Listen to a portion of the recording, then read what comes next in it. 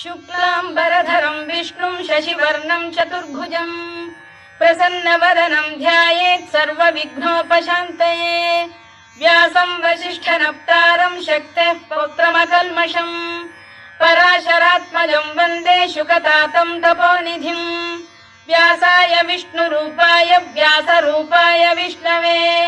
नमो वै ब्रह्मनिधये वासिष्ठाय नमो नमः। अविकाराय शुद्धाय नित्याय परमात्मने सदैकरूपरूपाय विष्णवे सर्वजिष्णवे यस्य स्मरणमात्रेण जन्म संसारबन्धनात् विमुच्यते नमस्तस्मै विष्णवे प्रभविष्णवे। ॐ नमो विष्णवे प्रभविष्णवे। श्रीवैशम्पायन उवाच श्रुत्वा धर्मानशेषेण पावनानि च सर्वशः युधिष्ठिरः शान्तनवं पुनरेवाभ्यभाषत। युधिष्ठिर उवाच किमेकं दैवतं लोके किं वाप्येकं परायणम् स्तुवन्तः कङ्कमर्चन्तः प्राप्नुयुर्मानवा शुभम्। को धर्मः सर्वधर्माणां भवतः परमो मतः किं जपन्मुच्यते जन्तुर्जन्म संसारबन्धनात्। श्रीभीष्म उवाच जगत्प्रभुं देवदेवमनन्तं पुरुषोत्तमम् स्तुवन्नाम सहस्रेण पुरुषः सततोत्थितः तमेव चार्चयन् नित्यं भक्त्या पुरुषमव्ययम् ध्यायन् स्तुवन् नमस्यं च यजमानस्तमेव च अनादिनिधनं विष्णुं सर्वलोकमहेश्वरम् लोकाध्यक्षं स्तुवन् नित्यं सर्वदुःखातिगो भवेत्। ब्रह्मण्यं सर्वधर्मज्ञं लोकानां कीर्तिवर्धनम् लोकनाथं महद्भूतं सर्वभूतभवोद्भवम् एष मे सर्वधर्माणां धर्मोऽधिकतमो मतः यद्भक्त्या पुण्डरीकाक्षं स्तवैरच्चेन्नरः सदा परमं यो महत्तेजः परमं यो महत्तपः परमं यो महद्ब्रह्म परमं यः परायणम् पवित्राणां पवित्रं यो मङ्गलानां च मङ्गलम् दैवतं देवतानां च भूतानां यो व्ययः यतः सर्वाणि भूतानि भवन्त्यादियुगागमे यस्मिंश्च प्रलयं यान्ति पुनरेव युगक्षये तस्य लोकप्रधानस्य जगन्नाथस्य भूपते विष्णोर्नाम सहस्रं मे शृणु पापभयापहम् यानि नामानि गौणानि विख्यातानि महात्मनः ऋषिभिः परिगीतानि तानि वक्ष्यामि भूतये। ऋषिर्नाम्नां सहस्रस्य वेदव्यासो महामुनिः छन्दोऽनुष्टुप् तथा देवो भगवान् देवकीसुतः अमृतांशुद्भवो बीजं शक्तिर्देवकी नन्दनः त्रिसामाहृदयं तस्य शान्त्यर्थे विनियुज्यते विष्णुं जिष्णुं महाविष्णुं प्रभविष्णुं महेश्वरम् अनेकरूपदैत्यान्तं नमामि पुरुषोत्तमम्। अस्य श्रीविष्णोर्दिव्यसहस्रनामस्तोत्रमहामन्त्रस्य श्रीवेदव्यासो भगवान् ऋषिः अनुष्टुप्छन्दः श्रीमहाविष्णुः परमात्मा श्रीमन्नारायणो देवता अमृतांशुद्भवो भानुरिति बीजम् देवकी नन्दन श्रेष्ठेति शक्तिः उद्भवः क्षोभणो देव इति परमो मन्त्रः शङ्खबृन्नन्दकी चक्रीति कीलकम् शार्ङ्गधन्वा गदाधर इत्यस्त्रम् रथाङ्गपाणिरक्षोभ्य इति नेत्रम् त्रिसामासामरः सामेति कवचम् आनन्दं परब्रह्मेति योनिः ऋतुः सुदर्शनकार इति दिग्बन्धः श्रीविश्वरूप इति ध्यानम् श्रीमहाविष्णुप्रीत्यर्थे सहस्रनाम जपे विनियोगः। ध्यानम् क्षीरोदन्वत्प्रदेशे शुचिमणिविलसत्सैकते मौक्तिकानाम् मालाक्लुप्तासनस्थस्फटिकमणिनिभैर्मौक्तिकैर्मण्डिताङ्गः शुभ्रैरभ्रैरदभ्रैरुपरि विरचितैर्मुक्तपीयूषवर्षैः आनन्दीनः पुनीयादरिनलिन गदा शङ्खपाणिर्मुकुन्दः भूः पादौ यस्य नाभिर्वियदसुरनिलश्चन्द्रसूर्यौ च नेत्रे कर्णावाशा शिरोद्यौर्मुखमपि दहनो यस्य वास्तेयमब्धिः अन्तस्थं यस्य विश्वं सुरनरखगो भोगि गन्धर्वदैत्यैः चित्रं रम्यते तं त्रिभुवन वपुषं विष्णुमीशं नमामि। ॐ नमो भगवते वासुदेवाय। शान्ताकारं भुजगशयनं पद्मनाभं सुरेशं विश्वाधारं गगनसदृशं मेघवर्णं शुभाङ्गं लक्ष्मीकान्तं कमलनयनं योगिधृध्यानगम्यं वन्दे विष्णुं भवभयहरं सर्वलोकैकनाथम्। मेघश्यामं पीतकौशेयवासं श्रीवत्साङ्कं कौस्तुभोद्भासिताङ्गम् पुण्योपेतं पुण्डरीकायताक्षं विष्णुं वन्दे सर्वलोकैकनाथम्। नमः समस्तभूतानामादिभूताय भूभृते अनेकरूपरूपाय विष्णवे प्रभविष्णवे सशङ्खचक्रं सकिरीटकुण्डलं सपीतवस्त्रं सरसीरुहेक्षणं सहारवक्षस्थलशोभिकौस्तुभं नमामि विष्णुं शिरसा चतुर्भुजम्। छायायां पारिजातस्य हेमसिंहासनोपरि आसीनमम्बुदश्याममायताक्षमलङ्कृतम् चन्द्राननं चतुर्बाहुं श्रीवत्साङ्कितवक्षसम् रुक्मिणी सत्यभामाभ्यां सहितं कृष्णमाश्रये।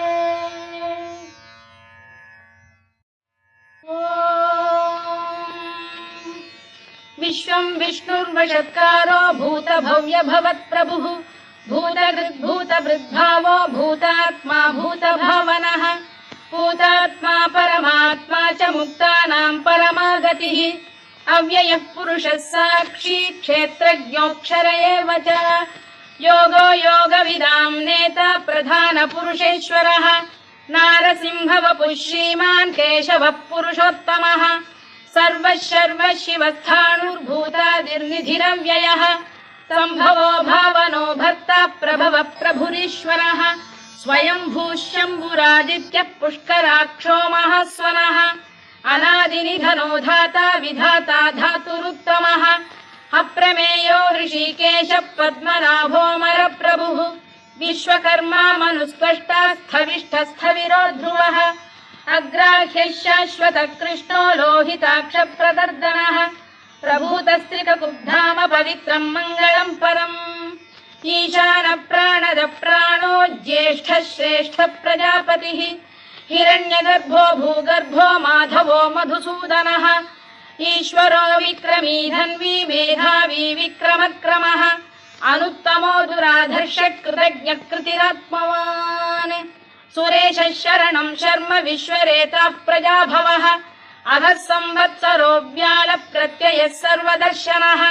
अजः सर्वेश्वरः सिद्धः सिद्धिः सर्वादिरच्युतः वृषाकपिरमेयात्मा सर्वयोगविनिसृतः वसुर्वसुमनः सत्यः समात्मा संमितः समः अमोघः पुण्डरीकाक्षो वृषकर्मा वृषाकृतिः रुद्रो बहुशिरा बभ्रुर्विश्वयोनिश्रुतिश्रवाः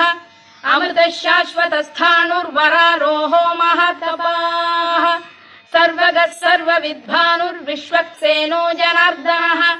वेदो वेदविदव्यङ्गो वेदाङ्गो वेदवित्कविः लोकाध्यक्षः सुराध्यक्षो धर्माध्यक्षः कृताकृतः चतुरात्मा चतुर्व्यूहश्चतुर्दंष्टश्चतुर्भुजः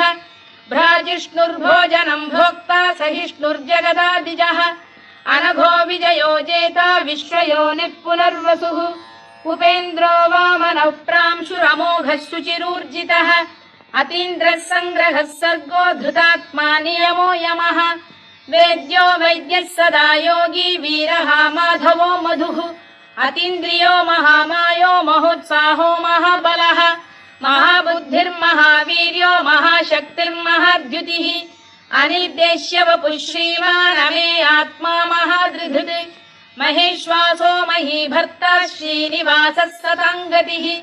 अनिरुद्धः सुरानन्दो गोविन्दो गोविदाम्पतिः मरीचिर्दमनो हंसः सुपर्णो भुजगोत्तमः हिरण्यनाभः सुतपाः पद्मनाभः प्रजापतिः अमृत्युः सर्वदृक्सिंहः सन्धाता सन्धिमान् स्थिरः अजो दुर्मर्षणः शास्ता विश्रुतात्मा सुरारिः गुरुर्गुरुतमो धाम सत्यः सत्यपराक्रमः निमिषो निमिषस्रग्वी वाचस्पतिरुदारधीः अग्रणी ग्रामणी श्रीमान् न्यायो नेता समीरणः सहस्रमूर्धा विश्वात्मा सहस्राक्षः सहस्रपात् आवर्तनो निवृत्तात्मा संवृतः सम्प्रमर्दनः अहः संवर्तको वह्निरनिरो धरणीधरः सुप्रसाद प्रसन्नात्मा विश्वधृक् विश्वभुग्विभुः सत्कर्ता सत्कृतः साधुर्जह्नुर्नारायणो नरः असंख्येयो प्रमेयात्मा विशिष्टः शिष्टकृच्छुचिः सिद्धार्थः सिद्धसङ्कल्पः सिद्धिदः सिद्धिसाधनः वृषाही वृषभो विष्णुर्वृषपर्वा वृषोदरः वर्धनो वर्धमानश्च विविक्तः श्रुतिसागरः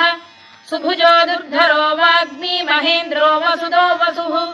नैकरूपो बृहद्रूपः शिपिविष्टप्रकाशनः ओजस्तेजोद्युतिधरः प्रकाशात्मा प्रतापनः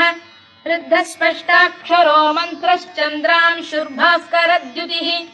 अमृतांशुद्धवो भानुः शशबिन्दुः सुरेश्वरः औषधम् जगतः सेतुः सत्यधर्मपराक्रमः भूतभव्यभवन्नाथः पवनः पावनो नरः कामः कामकृत्कान्तः कामः कामप्रदप्रभुः युगादिकृद्युगावर्तो नैकमायो महाशनः अदृश्यो व्यक्तरूपश्च सहस्रजिदनन्तजित् इष्टो विशिष्टः शिष्टेष्टः शिखण्डी नघुषो वृषः क्रोधः क्रोधकृत्कर्ता विश्वबाहुर्महीधरः अच्युत प्रतिथ प्राण प्राणदो वासवानुजः अपां निधिरधिष्ठानमप्रमत्त प्रतिष्ठितः स्कन्द स्कन्दधरो धुर्यो वरदो वायुवाहनः वासुदेवो बृहद्भानुरादिदेवः पुरन्दरः अशोकस्तारणस्तारः शूरः शौरिर्जनेश्वरः अनुकूलः शतावर्तः पद्मी पद्मनिभेक्षणः पद्मनाभोरविन्दाक्षः पद्मगर्भः शरीरभृत् महर्धिर्वृद्धो वृद्धात्मा महाक्षो गरुडध्वजः अतुलः शरभो भीमः समयज्ञो हविर्हरिः सर्वलक्षणलक्षण्यो लक्ष्मीवान् समितिञ्जयः विक्षरो रोहितो मार्गो हेतुर्दामोदरः सः महीधरो महाभागो वेगवानमिताशनः उद्भवः क्षोभणो देवः श्रीगर्भः परमेश्वरः करणं कारणं कर्ता विकर्ता गहनो गुहः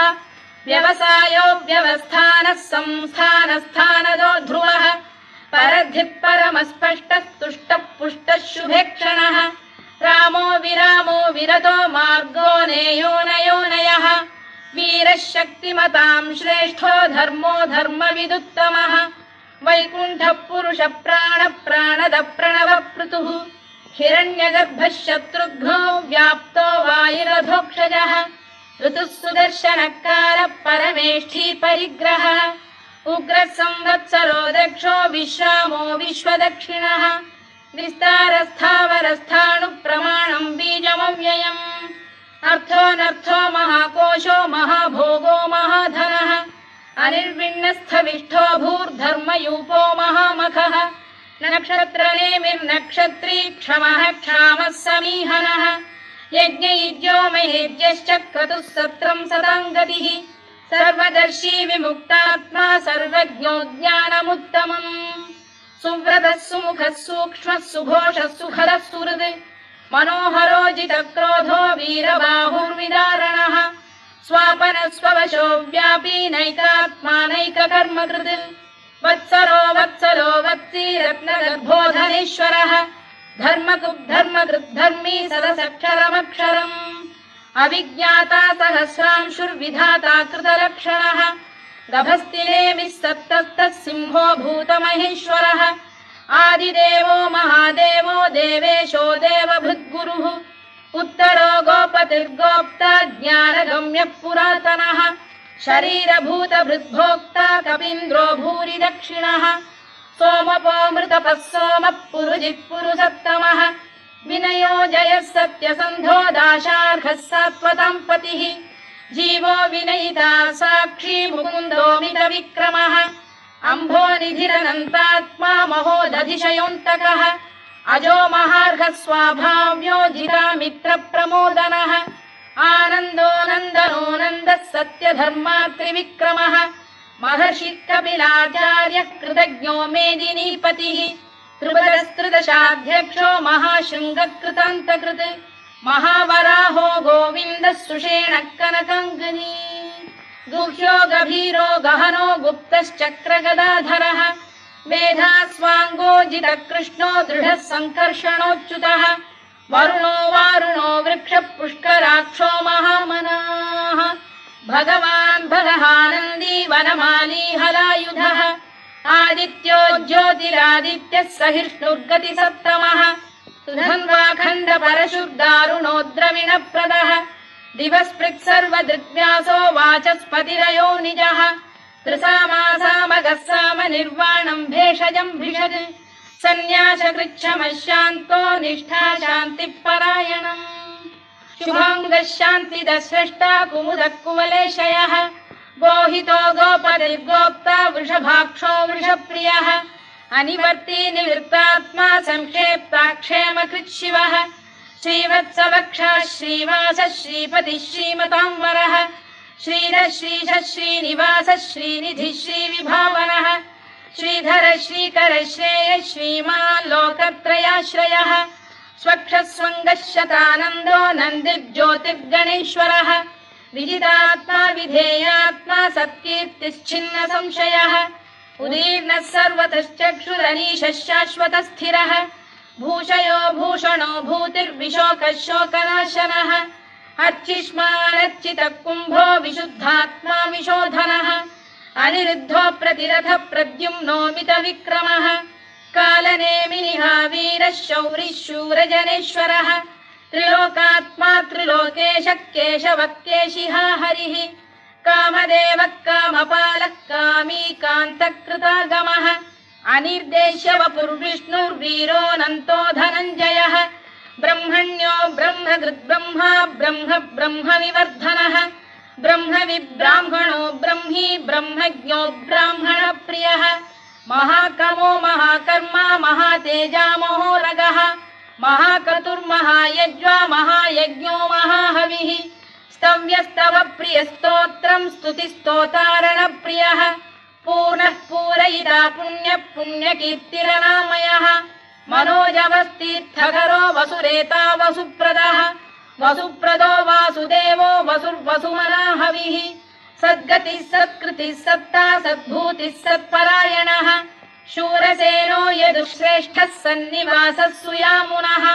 भूतावासो वासुदेवः सर्वासु निलयो नलः दर्पः दर्पदो दृप्तो दुर्धरोऽथा पराजितः विश्वमूर्तिर्महामूर्तिर्दीप्तमूर्तिरमूर्तिमान् अनेकमूर्तिरव्यक्तः शतमूर्तिः शताननः एकोनैकः स वक्र किम् यत्तत्पदमनुत्तमम् लोकबन्धुर्लोकनाथो माधवो भक्तवत्सलः सुवर्णवर्णो हेमाङ्गो वराङ्गश्चन्दनाङ्गदी वीरः विषमः शून्यो घृता क्षीरचरश्चरः अमानी मानदो मान्यो लोकस्वामी त्रिलोकधृत् सुमेधा मेधजो धन्यः सत्यमेधाधराधरः तेजो वृषोद्युतिधरः सर्वशत्रभृताम्बरः प्रग्रहो निग्रहो व्यग्रो नैकशृङ्गो गदाग्रजः चतुर्मूर्तिश्चतुर्बाहुश्चतुर्व्यूहश्चतुर्गतिः चतुरात्मा चतुर्भावश्चतुर्वेदविदेकपात् समावर्तो निवृत्तात्मा दुर्जयो दुरतिक्रमः दुर्लभो दुर्गमो दुर्गो दुरावासो दुरारिः शुभाङ्गो लोकसारङ्गः सुतन्तुस्तन्तु वर्धनः इन्द्रकर्मा महाकर्मा कृतकर्मा कृतागमः उद्भवः सुन्दरः सुन्दो रत्ननाभः सुलोचनः अर्को वाजसनः शृङ्गी जयन्तः सर्वविजयी सुवर्णबिन्दुरक्षोभ्यः सर्ववागीश्वरेश्वरः महाह्रदो महागर्तो महाभूतो महानिधिः कुमुदः कुन्दरः कुन्दः पर्जन्यः पावनो निलः अमृताशोऽमृतवपुः सर्वज्ञः सर्वतोमुखः सुलभः सुव्रतः सिद्धः शत्रुजिच्छत्रुतापनः न्यग्रोधोदुम्बरोश्वत्तश्चाणूरान्ध्रैषूदनः सहस्रार्चिः सप्तजिह्वः सप्तैधा सप्तवाहनः अमूर्तिरनघोचिन्त्यो भयकृद्भयनाशनः अणुबृहत्कृशस्थूलो गुणभृन्निर्गुणो महान् अधृतस्वधृतस्वास्य प्राग्वंशो वंशवर्धनः धारभृत्कथितो योगी योगीशः सर्वकामदः आश्रमश्रमणः क्षामः सुपर्णो वायुवाहनः धनुर्धरो धनुर्वेदो दण्डो दमयिता दमः अपराजितः सर्वसहो नियन्ता नियमो यमः सत्त्ववान् सात्विकः सत्यः सत्यधर्मपरायणः अभिप्रायप्रियार्होध प्रियकृत्प्रीतिवर्धनः विहाय सगदिर्ज्योतिः सुरुचिर्पुतभुग्विभुः रविर्विरोचनः सूर्यः सवितारविलोचनः अनन्तो हुतभुग्भोक्ता सुखदो नैकजोऽग्रजः अनिर्विण्णः सदामर्षी लोकाधिष्ठानमद्भुतः सनातनतमः कपिलः कपिरव्ययः स्वस्तिदः स्वस्तिकृत् स्वस्ति स्वस्ति भुक् स्वस्ति दक्षिणः आरौद्रः कुण्डली चक्री विक्रम्यूर्जितशासनः शब्दातिगः शब्दसः शिशिरः शर्वरीकरः अक्रूरपेशलो दक्षो दक्षिणः क्षमिणां वरः विद्वत्तमो वीतभयः पुण्यश्रवणकीर्तनः उत्तारणो दुष्कृतिः पुण्यो दुःस्वप्ननाशनः वीरः रक्षणः सन्तो जीवनपर्यवस्थितः अनन्तरूपोऽनन्तश्रीर्जितमन्युर्भयापहः चतुरश्रो गभीरात्मा विदिशो व्यादिशो दिशः अनादिर्भूर्भुवो लक्ष्मीः सुवीरो रुचिराङ्गदः जननो जनजन्मादिर्भीमो भीमपराक्रमः आधारनिलयो धाता पुष्पहास प्रजागरः ऊर्ध्वगः सत्त्वथाचार प्राणद प्रणवप्रणः प्रमाणं प्राणनिलय प्राणभृत्प्राणजीवनः तत्त्वं तत्त्वविदेकात्मा जन्म मृत्युजरातिगः भूर्भुवः स्वस्तरुस्तारः सविता प्रपितामहः यज्ञो यज्ञपतिर्यज्वा यज्ञाङ्गो यज्ञवाहनः यज्ञभृद्यज्ञकृद्यज्ञी यज्ञभुग्यज्ञसाधनः यज्ञान्तकृद्यज्ञगुह्यमन्नमन्नाद एव च आत्मयोनिः स्वयं जातो वैखानः सामगायनः देवकीनन्दनः स्रष्टा क्षितीशः पापनाशनः शङ्खबृन्नन्दकी चक्री शार्ङ्गधन्वा गदाधरः तथाङ्गपाणिरक्षोभ्यः सर्वप्रहरणायुधः सर्वप्रहरणायुधवोन्नम इति वनमाली गरीशाङ्गी शङ्खी चक्री च नन्दकी श्रीमान्नारायणो विष्णुर्वासुदेवोऽभिरक्षतु वनमाली गरीशाङ्गी शङ्खी चक्री च नन्दकी श्रीमान्नारायणो विष्णुर्वासुदेवोऽभिरक्षतु वनमाली गरीशाङ्गी शङ्खी चक्री च नन्दकी श्रीमान्नारायणो विष्णुर्वासुदेवोऽभिरक्षतु इतीदं कीर्तनीयस्य केशवस्य महात्मनः नाम्नां सहस्रं दिव्यानामशेषेण प्रकीर्तितम् य इदं शृणुयात् नित्यं यश्चापि परिकीर्तयेत् नाशुभं प्राप्नुयात् किञ्चित् सोमुत्प्रेह च मानवः वेदान्तगो ब्राह्मणः स्यात् क्षत्रियो विजयी भवेत् वैश्यो धनसमृद्धः स्यात् क्षुद्रः सुखमवाप्नुयात् धर्मार्थी प्राप्नुयात् धर्ममर्थार्थी चार्थमाप्नुयात् कामानवाप्नुयात् कामी प्रजार्थी चाप्नुयात् प्रजाम् भक्तिमान् यः सदोत्थाय शुचिस्तद्गतमानसः सहस्रं वासुदेवस्य नाम्नामेतत्र कीर्तयेत् यशः प्राप्नोति विपुलं याति प्राधान्यमेव च अचलां श्रियमाप्नोति श्रेयः प्राप्नोत्यनुत्तमम् न भयं क्वचिदाप्नोति वीर्यं तेजश्च विन्दति भवत्यरोगोद्युतिमान् बलरूपगुणान्वितः रोगात्तो मुच्यते रोगात् बद्धो मुच्येत बन्धनात् भयान्मुच्येत भीतस्तु मुच्येतापन्न आपदः दुर्गाण्यतितरत्याशु पुरुषः पुरुषोत्तमम् सुवन्नाम सहस्रेण नित्यं भक्तिसमन्वितः वासुदेवाश्रयो मर्त्यो वासुदेवपरायणः सर्वपापविशुद्धात्मा याति ब्रह्म सनातनम् न वासुदेव भक्तानामशुभम् विद्यते क्वचित् जन्म मृत्युजरा व्याधि भयम् नैवोपजायते इमं स्तवमधीयानः श्रद्धा भक्ति समन्वितः युज्येतात्मसुखक्षान्ति श्रीधृतिस्मृतिकीर्तिभिः न क्रोधो न च मात्सर्यम् न लोभो न शुभामतिः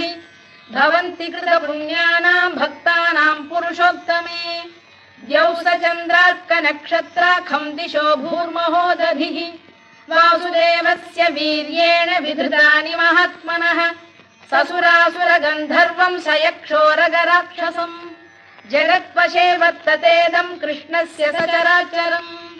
इन्द्रियाणि मनो बुद्धिः सत्त्वम् तेजो बलम् धृतिः वासुदेवात्मकान्याहुः क्षेत्रम् क्षेत्रज्ञ एव च सर्वागमानामाचार प्रथमम् परिकल्पते आचार प्रभवो धर्मो धर्मस्य प्रभुरच्युतः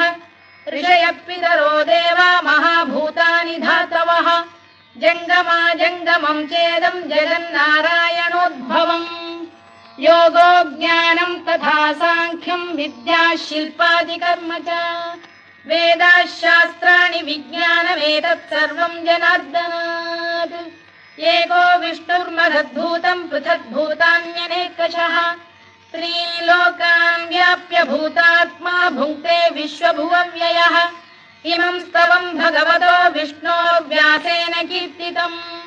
पठेद्य इच्छेत् पुरुषः श्रेयत् प्राप्तुम् सुखानि च विश्वेश्वरमजम् देवम् जगतः प्रभुमव्ययम् भजन्ति ये पुष्कराक्षम् न ते यान्ति पराभवम् न ते यान्ति पराभवम् ओन्नमयिति अर्जुनोवाच पद्मपत्र विशालाक्ष पद्मनाभ सुरोत्तमा भक्तानामनुरक्तानाम् त्राता भव जनार्दन श्रीभगवानुवाच यो माम् नाम सहस्रेण स्तोतुमिच्छति पाण्डव सोऽहमेकेन श्लोकेन स्तुत एव न संशयः स्तुत एव न संशयोऽन्नम इति व्यास उवाच वासनाद्वासुदेवस्य वासितम् भुवनत्रयम् सर्वभूतनिवासोऽसि वासुदेव नमोऽस्तु ते वासुदेव नमोऽस्तु ते ओन्नम इति पार्वत्युवाच केनोपायेन लघुना विष्णोर्नाम सहस्रकम् पठ्यते पण्डितैर्नित्यम् श्रोतुमिच्छाम्यहम् प्रभो ईश्वर उवाच श्रीराम राम रामेति रमे रामे मनोरमे सहस्रनाम तत्तुल्यम् राम नाम वरानने श्रीराम राम रामेति रमे रामे मनोरमे सहस्रनाम तत्तुल्यम् राम नाम वरानने श्रीराम राम रामेति रमे रामे मनोरमे सहस्रनाम तत्तुल्यम् राम नाम वरानने राम नाम वरानन ओन्नम इति ब्रह्मोवाच नमोऽस्त्वनन्ताय सहस्रमूर्तये सहस्रपादाक्षि शिरोरुबाहवे सहस्रनाम्ने पुरुषाय शाश्वते सहस्रकोटियुगधारिणे नमः सहस्रकोटियुगधारिणे नमः ओन्नम इति सञ्जय उवाच यत्र योगेश्वर कृष्णो यत्र पार्थो धनुर्धरः तत्र श्रीविजयो भूतिर्ध्रुवा नीतिर्मतिर्मम श्रीभगवानुवाच अनन्याश्चिन्तयन्तो मां ये जनाः पर्युपासते तेषाम् नित्याभियुक्तानां योगक्षेमम् वहाम्यहम् परित्राणाय साधूनां विनाशाय च दुष्कृताम् धर्म संस्थापनार्थाय संभवामि युगे युगे आर्ता विषण्णा शिथिलाश्च भीता घोरेषु च व्याधिषु वर्तमानाः संकीर्त्य नारायण शब्दमात्रम् विमुक्त दुःखा सुखिनो भवन्तु कायेन वाचा मनसेन्द्रियैर्वा बुद्ध्यात्मना वा प्रकृते स्वभावात् करोमि यद्यत् सकलम् परस्मै नारायणायेति समर्पयामि।